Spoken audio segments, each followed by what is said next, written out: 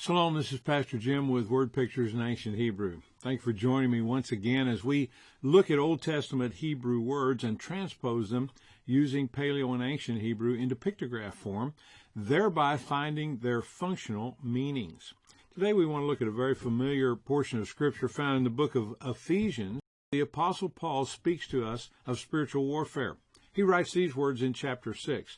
Finally, my brethren, be strong in the Lord in the power of his might. Put on the whole armor of God and take the helmet of salvation. I want to look specifically at the helmet of salvation. In their functional form, what do these words mean? To do that, we've got to figure out what they were in Hebrew, not in Greek. And so we find that it's interesting that this is not the first allusion the Apostle Paul makes to this term. As a matter of fact, 10 years prior, he wrote a letter to the Thessalonian church. And in that letter, 1 Thessalonians chapter 5, he writes these words, "But let us who are of the day be sober, putting on the breastplate of faith and love, and as a helmet, the helmet of the hope of salvation." Now, it's interesting that is not the first time either that he's found these words, because the Apostle Paul previously was Rabbi Saul. And in studying to become a rabbi, he would have studied the Old Testament scriptures, particularly the Torah and the prophets. And one of those would have been the book of Isaiah.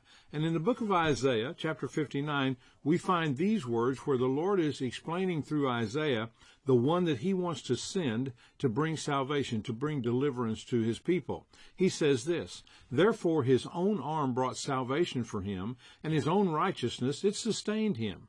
For he put on righteousness as a breastplate and a helmet of salvation on his head." So this is where the Apostle Paul picks up this idea. However, when we find his writing into the church at Ephesus, we discover that he's going to expand this idea. Now, where does he get this idea to turn something that's physical into a spiritual concept? In 1 Corinthians 15, verse 46, he writes these words, "The spiritual is not first, but the natural is first, and then comes the spiritual."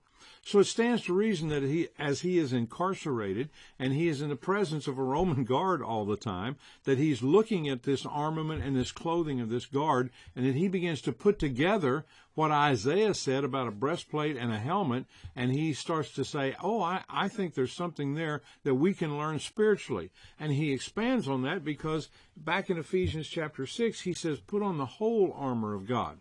So we want to look specifically at this helmet of salvation and see what it means from a functional perspective. It's the words Kobah Yeshua.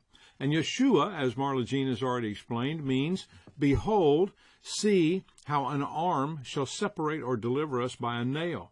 That's a very perfect picture of the crucifixion of Christ. And it's found buried deep in the Old Testament. Multiple times we find that allusion to this word Yeshua over and over and over again. The word helmet I find to be very intriguing. It's the word kobah, and it's 4 letters. It begins with a kaf, and the kaf was the picture of an open palm. In this context, that open palm is covering something. It has the ability, based on the context, to cover, to receive, to give acceptance to, different things, but it's the context of the way that it's used in that tells us how it's going to function. So it's covering. And as it's covering, the vav, the nail, tells us that it's attached. So it's an attached covering to something. And what is that? Well, it's attached and covering a bet.